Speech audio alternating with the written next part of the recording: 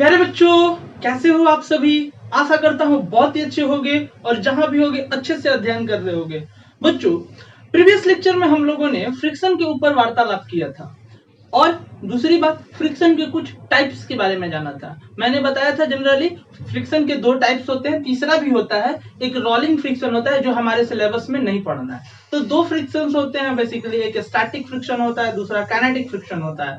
तो बच्चों, आज के लेक्चर में हम लोग सिर्फ और सिर्फ काइनेटिक फ्रिक्शन के ऊपर वार्तालाप करेंगे, क्योंकि स्टैटिक फ्रिक्शन हम लोगों ने प्रीवियस लेक्चर में जान रखा है। आप बच्चों बातों को बहुत अच्छे से समझेंगे क्योंकि वीडियो बहुत ही ज्यादा मजेदार होने वाली है और काइनेटिक फ्रिक्शन से जितने भी प्रश्न बनेंगे आप इजीली सॉल्व कर सकते हो।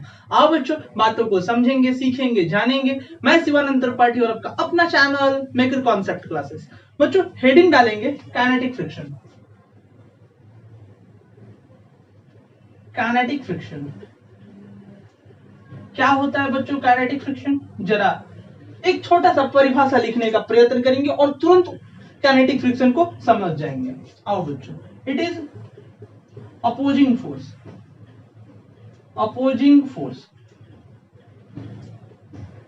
that comes into play when relative motion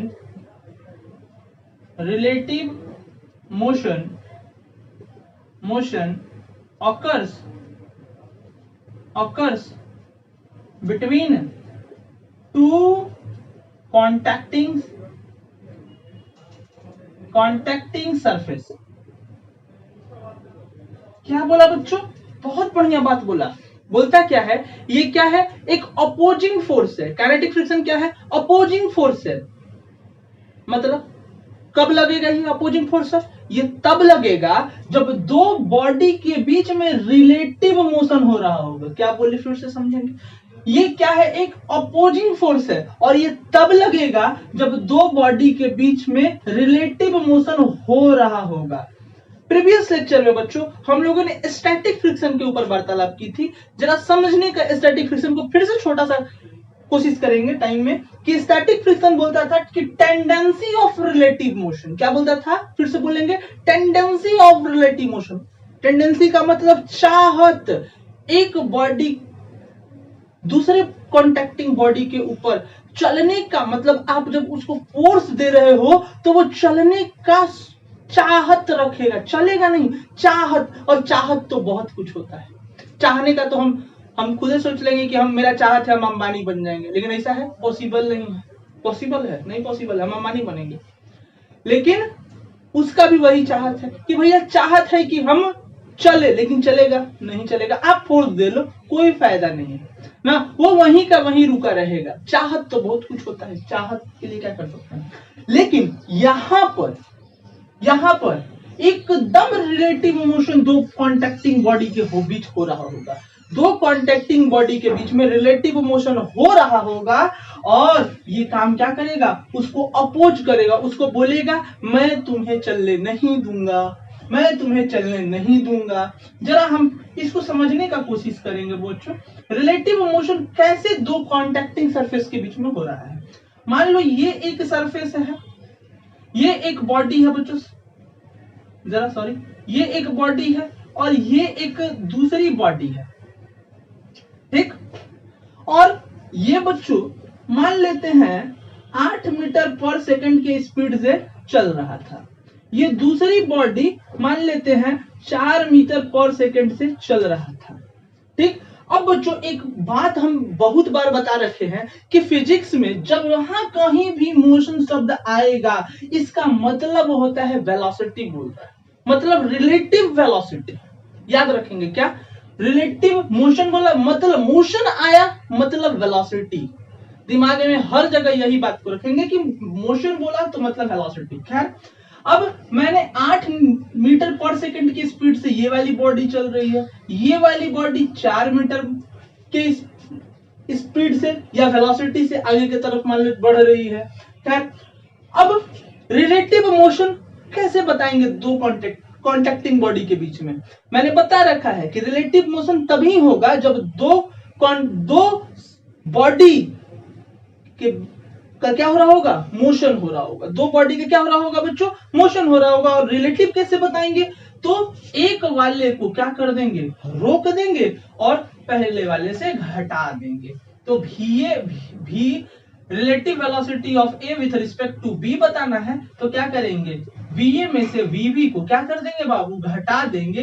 तो ये 4 मीटर पर सेकंड, ये 8 मीटर पर सेकंड, दोनों को घटाएंगे, वैल्यू आ गया 4 मीटर पर सेकंड। अब जरा ध्यान से देखो बच्चों, ये 4 मीटर पर सेकंड बोला है, ये एक कॉन्टैक्टिंग बॉडी है, ये दूसरी कॉन्टैक्टिंग बॉडी है ना, और 4 मीटर पर सेकंड -4 मीटर वेलोसिटी आगे की तरफ। मैंने बता रखा कि अगर एक दिशा को आप पॉजिटिव बोलोगे तो उसके विपरीत दिशा को क्या बोलोगे, नेगेटिव। तो ये गया 4 मीटर पर सेकंड इधर की तरफ। अब बच्चों ये है आपका रिलेटिव मोशन, ये है आपका रिलेटिव मोशन, और जिस दिशा में आपका रिलेटिव मोशन लग रहा है काइनेटिक फ्रिक्शन अपोज करेगा ना। अब इसी की दिशा में थोड़ा ना होगा, अपोज करेगा तो क्या करेगा, मान लो उधर से तुम आ रहा है कोई दौड़ते हुए, उसको रोकना है, तो ऐसे पुश करोगे तभी तो, मतलब अपोजिट डायरेक्शन में फोर्स लगाओगे तभी तो रुकेगा ना। तो ये मान लो 4 मीटर पर सेकंड इधर से इधर लग गया, तो काइनेटिक फ्रिक्शन एफ के किधर लगेगा, आगे की तरफ, मतलब अपोज किया इसको। बात समझ में आ गया, रिलेटिव मोशन मतलब काइनेटिक फ्रिक्शन कैसे किसी रिलेटिव मोशन को अपोज करेगा, रोकेगा। नेक्स्ट बात बोलता है, ये तो पहला बात हो गया बच्चों, पहली बातें हो गई। नेक्स्ट बात, दूसरा बात बोलता है कि जरा हम स्टैटिक फ्रिक्शन के ऊपर जोड़ देंगे। स्टैटिक फ्रिक्शन, दूसरा बात बताने से पहले स्टैटिक फ्रिक्शन के बारे में जानेंगे। स्टैटिक फ्रिक्शन कहा था कि magnitude of static friction are self adjustable in nature. यहां पर क्या है कि मैग्नीट्यूड ऑफ, यहां पे क्या है कि magnitude of kinetic friction, kinetic friction, kinetic friction is kinetic friction between two contacting surface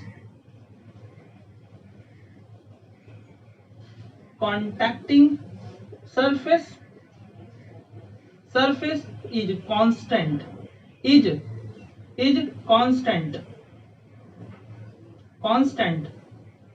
constant value for a given normal और गिवन नॉर्मल। बोलता है क्या है, गिवन नॉर्मल के लिए अगर कोई नॉर्मल दे दिया गया है, नॉर्मल का वैल्यू दे दिया गया है, तो उसके लिए काइनेटिक फ्रिक्शन का जो वैल्यू होगा ऑलवेज क्या होगा बच्चों, कांस्टेंट होगा, याद रखेंगे। और तीसरी बात और आखिरी बात कि काइनेटिक फ्रिक्शन जो होता है, काइनेटिक फ्रिक्शन जो होता है बच्चों, वो डायरेक्टली प्रोपोर्शनल होता है नॉर्मल के। क्या होता है, डायरेक्टली प्रोपोर्शनल नॉर्मल के होता है। नॉर्मल, जब नॉर्मल का मतलब जब दो बॉडी एक दूसरे के कांटेक्ट में आता है, तो ये वाला फोर्स हुआ, ये वाला जो नॉर्मल, जब दो बॉडी कांटेक्ट में है तो ये नॉर्मल फोर्स, ये वाला कितने बार कर चुके हैं, तो ये वाला के डायरेक्टली प्रोपोर्शनल होता है। अब प्रोपोर्शनल का सिंबल हटेगा तो म्यू के आएगा, और ये म्यू के क्या है, तो coefficient of kinetic friction, coefficient of kinetic friction. ठीक, ये तीन बात बस काइनेटिक फ्रिक्शन पे याद रखना है बच्चों। बाकी जितनी भी बातें आएंगी हम लोग सारे के सारे प्रॉब्लम्स आराम से कर लेंगे, बस इन्हीं तीन बातों को काइनेटिक फ्रिक्शन में याद रखना है। आओ बच्चों, हम लोग थोड़ा सा इसके एक प्रश्न को देखें जरा बहुत ही अच्छे से। ठीक, आ जाओ बच्चों।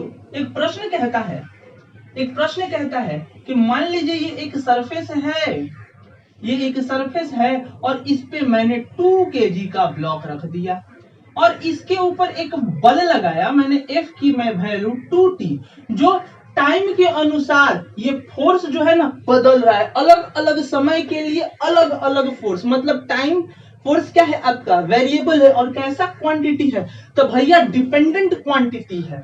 ठीक, नेक्स्ट बात करेंगे। प्रश्न में ये भी बात बोल रहा है कि म्यूएस की वैल्यू दी हुई है 0.5 और म्यूके की वैल्यू दी हुई है 0.4। ठीक है बच्चों, इतनी बात रखी हुई है। लास्ट बात बोलता है, प्रश्न बोलता है कि draw rough sketch rough sketch graph, rough sketch of acceleration time graph, acceleration time graph. बस रफ स्केच हमको एक्सेलरेशन टाइम ग्राफ के बीच में, एक्सेलरेशन टाइम ग्राफ का एक रफ स्केच बस बताना है। कैसे बताएंगे जरा देखेंगे बच्चों इसके सॉल्यूशन को। ऐसे प्रश्न बनाने बहुत ही ज्यादा आसान होते हैं, कुछ नहीं करना है, इसके बस फ्री बॉडी डायग्राम को पहले बना देना है। पहला मैंने लिखा है म्यूएस, म्यूएस की मान कितनी दी हुई है 0.5। तो आप बच्चों हमने अब स्टैटिक फ्रिक्शन है तो निश्चित है कि F इक्वल टू कितना है F2T। अब यहाँ पर जरा ध्यान से देखोगे तो जब भैया स्टैटिक फ्रिक्शन लगता है तो क्या बॉडी चलता है? बॉडी चलता नहीं है, तो जो फोर्स इधर के तरफ वही इधर अपोजिट के तरफ, तो मतलब Fs जो होगा वही होगा। और ये बात तो आपको पता है ना कि Fs जो होता है वो छोटा या बराबर होता है किसके? Fs मैक्स के, मतलब वही Fs मैक्सिमम के। तो Fs जो होगा वो छोटा होगा कितना? म्यूएस इंटू एन के, और n इसका कितना हो जाएगा बच्चों?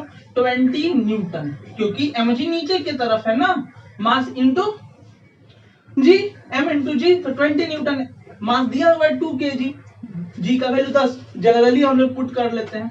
तो Fs की मान हो जाएगी, Fs की मान हो जाएगी, म्यूएस की वैल्यू कितनी दी हुई है बाबू बच्चों? 0.5 इंटू n की मान 20 ना। अब यहां से इसको मल्टीप्लाई करेंगे तो कितना आ जाएगा? 5 to the 10 100 आ जाएगा। एक पॉइंट के बाद जीरो बैठाएंगे, जीरो बैठाएंगे, ये कट गया। और Fs की वैल्यू कितनी दी हुई है? तो सर 2t आई हुई है, 2 से यहाँ पे कट करोगे तो ये कितना हो जाएगा? 5 न्यूटन। तो मतलब कितने टाइम तक?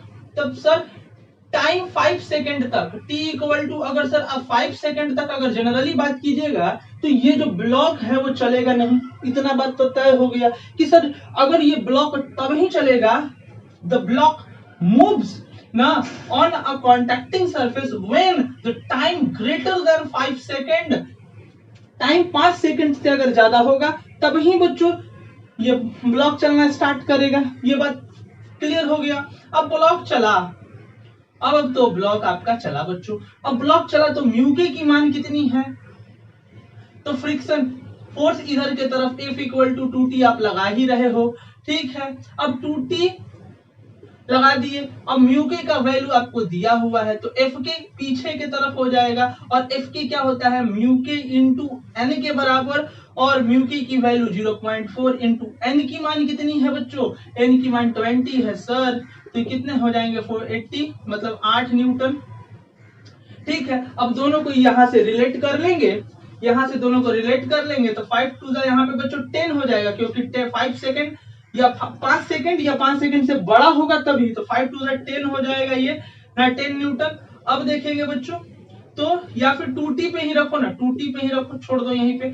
अब 2T पे ही रख के काम करते हैं तो 8 न्यूटन यहाँ पर आ गया बच्चों।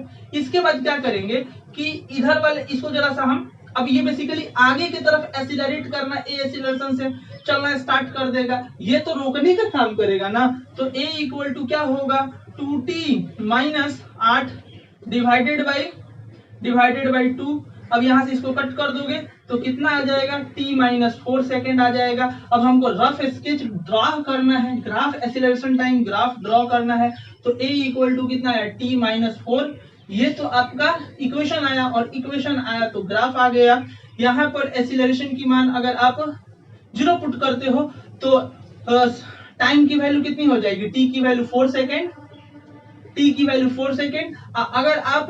अगर आप t की वैल्यू 0 पुट करते हो तो एक्सेलरेशन माइनस 4 सेकेंड आ जाएगा, और इसको यहां से मिला देंगे तो ये देखिए बन के रेडी हो गया। बन के रेडी हो गया कि नहीं? अब बोलता है 5 सेकेंड से ज्यादा, तो 5 सेकेंड यहीं पे, तो यहाँ पे बेसिकली यहाँ से ग्राफ इसको जहां पे मिट करेगा, बस मतलब 1 पर 5 डालोगे तो 1 एक्सेलरेशन 1 सेकेंड, तो बेसिकली 1 सेकेंड यहाँ पर आ जाएगा। तो जो एक्चुअल ग्राफ होगी बच्चों वो कहीं इधर से यहाँ से होगी, हो गया। और एंगल यहाँ पे m की वैल्यू कितनी दी हुई है? 1 दी हुई है, तो tan थीटा की वैल्यू 1 दी हुई है, तो m की मान कितनी हो जाएगी? थीटा की मान कितनी हो जाएगी? 45 डिग्री आ गया। Rough sketch acceleration time graph बन के रेडी। कितना आसान था। इस प्रकार के प्रश्न को बनाने के लिए कोई भी किसी भी प्रकार का दिमाग लगाने की जरूरत नहीं है, सिर्फ और सिर्फ कॉन्सेप्ट को लगाना है बच्चों। इजी वे में ये प्रश्न बन जाते हैं बच्चों। आज के लिए इतना ही, तब तक के लिए धन्यवाद।